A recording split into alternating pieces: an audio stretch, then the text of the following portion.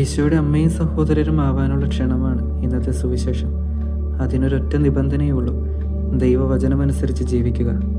നിന്റെ അമ്മയും സഹോദരരും നിന്നെ കാണാൻ ആഗ്രഹിച്ച് പുറത്തു നിൽക്കുന്നുവെന്നറിയുമ്പോൾ ഈശോ പറയുകയാണ്, ദൈവവചനം ശ്രവിക്കുകയും അതനുസരിച്ച് പ്രവർത്തിക്കുകയും ചെയ്യുന്നവരാണ് എൻ്റെ അമ്മയും സഹോദരരുമെന്ന്.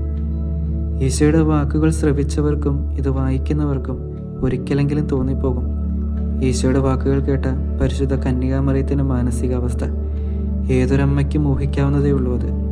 പക്ഷെ ഒന്നാലോചിച്ചാൽ ഈശോ പറയുകയാണ്, പ്രസവിച്ചത് കൊണ്ട് മാത്രമല്ല, പിതാവിൻ്റെ ഇഷ്ടം നിറവേറ്റിയത് കൊണ്ടുകൂടിയാണ് കന്യകാമറിയം ഈശോയുടെ അമ്മയായത്.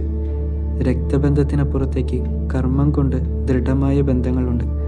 ആ കർമ്മങ്ങൾ വചനത്തിൽ അടിസ്ഥാനമുള്ളതാണെങ്കിൽ നമ്മളൊക്കെയും ഈശോയുടെ കുടുംബാംഗങ്ങളാവുകയാണ്.